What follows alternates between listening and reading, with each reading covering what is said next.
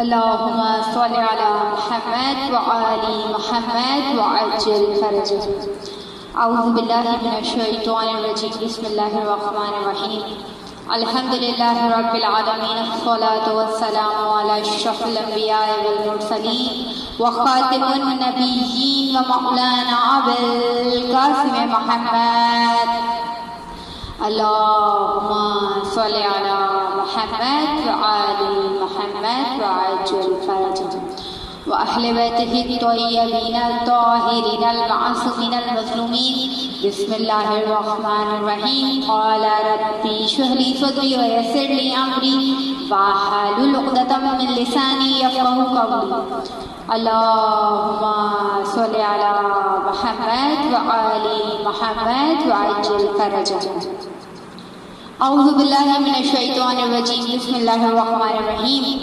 تمام تر تعریفیں، تمام تر حمد و ثنا، تمام تر تسبیحاں اس ذات واحد کے لیے زیبا کہ جو تمام کائنات کا خالق و مالک ہے، کہ وہ پروردگار عالم کہ جس نے ہمیں بے شمار نعمتیں عطا کر دی، اور فقط بے شمار نعمتیں عطا نہیں کی، بے شمار عظیم نعمتیں عطا کر دی.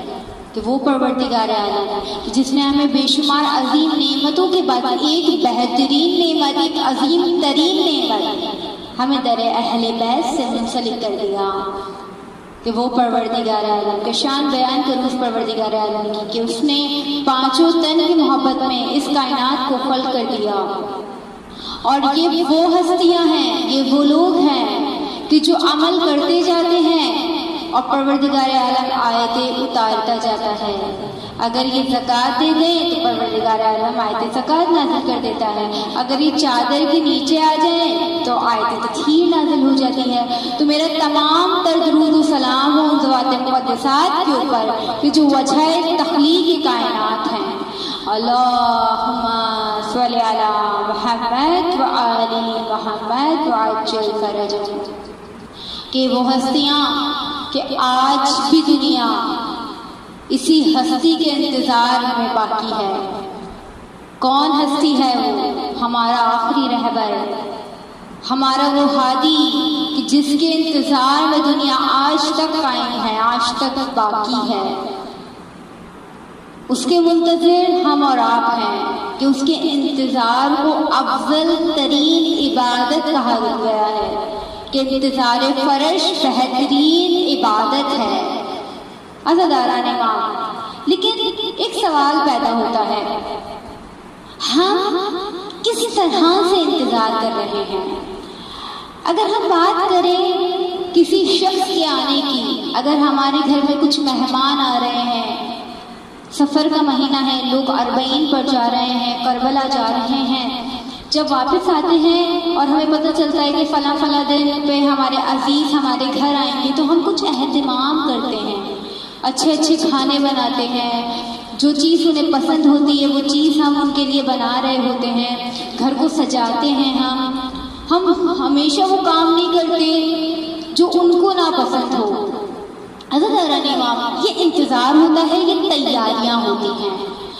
کیا کبھی ہم کہتے ہیں نا ہم امام زمانہ کے منتظر ہیں، ہم انتظار کرتے ہیں امام زمانہ کا، کیا ہم نے کبھی اس طرح سے انتظار کیا ہے امام کا؟ نہیں کیا ہم نے اس طرح سے انتظار.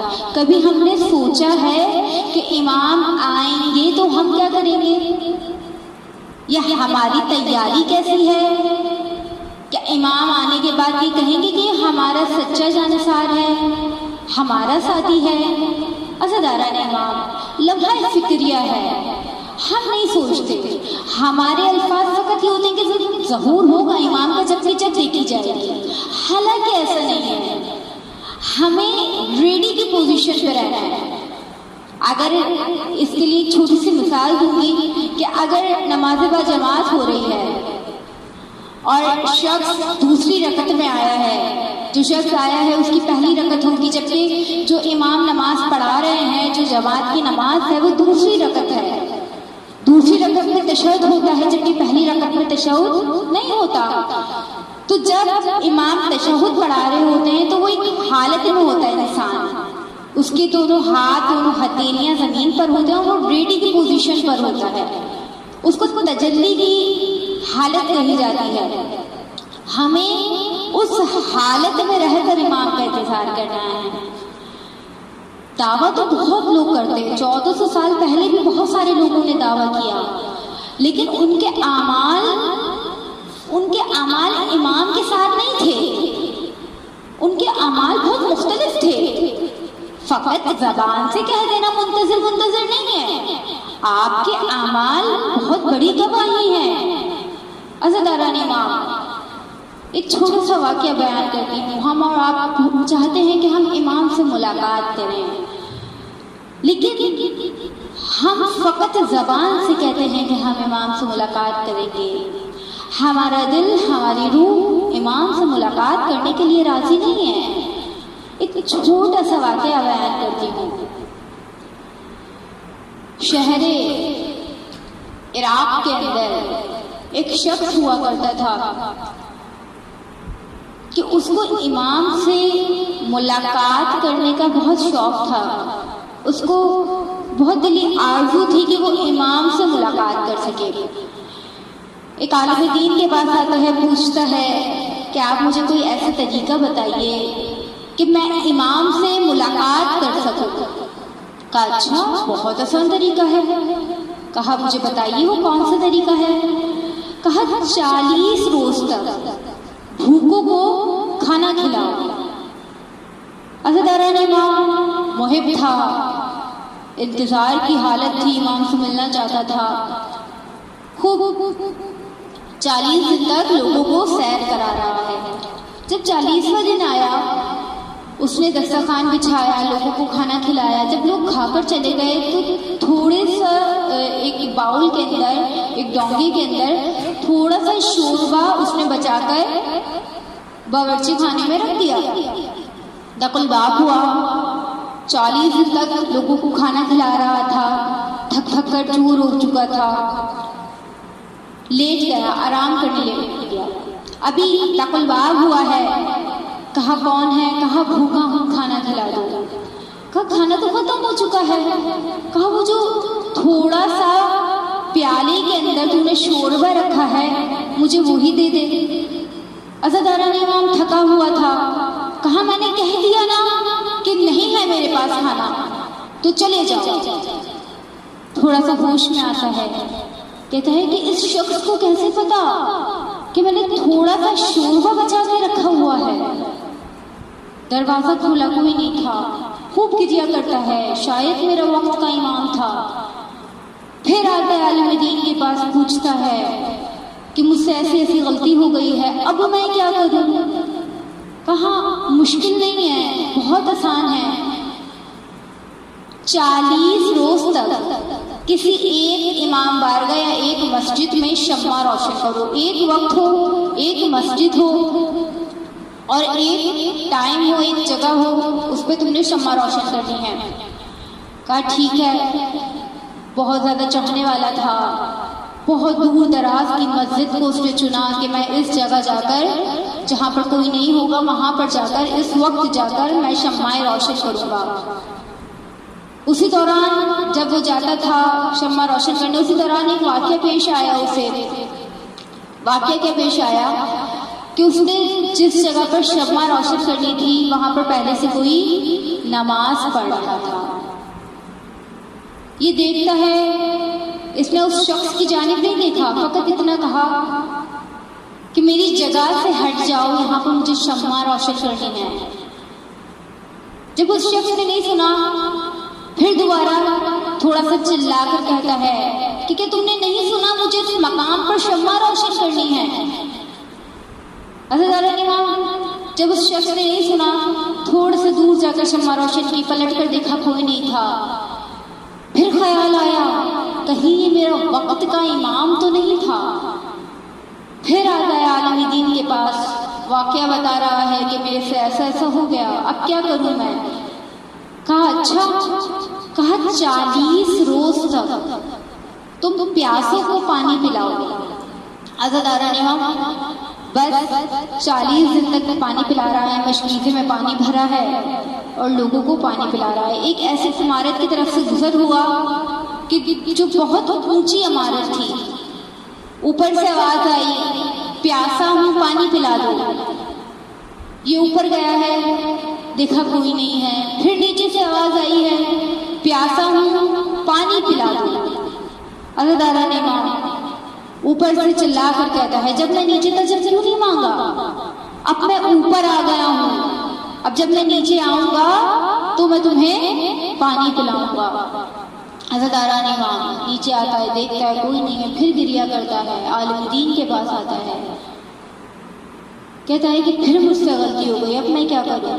کہا کہ فلاں فلاں مقام پر جاؤ, وہاں پر ایک موچی بیٹھتا ہے, اس موچی سے امام وقت ملاقات کرتے ہیں. عزاداران امام جب یہ اس جگہ پہنچا تو کیا دیکھتا ہے کہ وہاں پر وہ موچی کسی سے محو گفتگو ہے. پوچھا کہ تم کس سے محو گفتگو ہو. کہا میں امام زمانہ سے بات کر رہا ہوں. امام زمانہ اس موچی کے ہاتھ اسے پیغام دیتے ہیں, کہتے ہیں کہ اس شخص کو بولو ہم تو تم سے ملنا چاہتے تھے, لیکن شاید تم ہم سے ملنا نہیں چاہتے تھے. تمہارا غصہ, تمہاری برداشت ہم سے ملنا نہیں چاہتی تھی. عزاداران امام ہم کس طرف جا رہے ہیں؟ کیا ہم امام کے منتظر ہیں؟ کیا ہم امام سے ملاقات کرنا چاہتے ہیں؟ ایسا بالکل نہیں ہے. عزاداران امام ایسی ایک چھوٹا سا واقعہ اور کہ ایک شخص جس کی ہربل کی دکان تھی, اس کی دکان کے پاس سمندر کے کنارے اس کی دکان تھی. اس کی دکان پر کچھ لوگ آتے ہیں, کچھ نئے لوگ تھے, نئے چہرے تھے. ہمارے یہاں بھی اکثر جب کوئی شاپ کیپر جو دکان ہوتا ہے اس کے پاس کوئی لوگ آ جائیں, نئے چہرے ہوں, تو دکاندار پوچھ ہی لیتا ہے کہ آپ کہاں سے آئے ہیں, پہلے تو آپ کو کبھی نہیں دیکھا. عزاداران امام اس ہربل والے کے پاس وہ دو افراد آئے ہیں, پوچھا کہ کیا چاہیے. کہا کافور اور ستر چاہیے. اچھا. کہا آپ اس ایریے میں, اس علاقے میں نئے معلوم ہوتے ہیں, آپ کہاں سے آئے ہیں؟ کہا مجھے امام زمانہ نے بھیجا ہے, ہمارے ایک ساتھی کا انتقال ہو گیا ہے اور اس کو غسل دینے کے لیے کافور اور ستر کی ضرورت ہے. عزاداران امام محب تھا, انتظار تھا, امام وقت کا ملاقات کرنا چاہتا تھا. ہم اور آپ کی طرح وہ بھی منتظر تھا. کہتا ہے اچھا امام وقت نے بھیجا ہے, ایسا کرو مجھے بھی اپنے ساتھ لے چلو. وہ دونوں شخص کہتے ہیں کہ نہیں ہم تم اپنے ساتھ نہیں لے جا سکتے, امام سے اجازت نہیں لی ہم نے. کہا مجھے بھی لے چلو. بہت اصرار کیا تو وہ دو شخص کہتے ہیں کہ ٹھیک ہے تم ایک مقام پر جا کے کھڑے ہو جانا, وہاں سے ہم جائیں گے, امام سے پوچھیں گے, اگر امام نے اجازت دے دی تو ہم تمہیں اپنے ساتھ پھر لے جائیں گے. کہا ٹھیک ہے. دکان بند کی اپنی, ان دونوں شخص کے ساتھ چل دیا. چلتے چلتے چلتے چلتے سمندر آ گیا. اب وہ دو شخص جو تھے وہ سمندر پہ چلنا شروع ہو گئے. اب اس نے ان دونوں کی طرف دیکھا, کہا میں کیسے چلوں سمندر کے اوپر. کہا مشکل نہیں ہے, درود پڑھو, خدا کو آخری حجت کا واسطہ دو اور چلنا شروع کر دو. کہا میں نے بھی ایسے ہی کیا, درود پڑھا, خدا کو آخری حجت کا واسطہ دیا اور میں نے سمندر پر چلنا شروع کر دیا.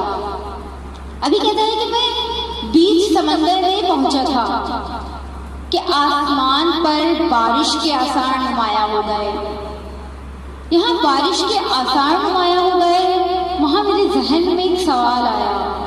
وہ سوال یہ تھا کہ میں دکان کی چھت کے اوپر کچھ صابن سکھانے کے لیے رکھے تھے, کہیں ایسا نہ ہو کہ میرے صابن گیلے ہو جائیں.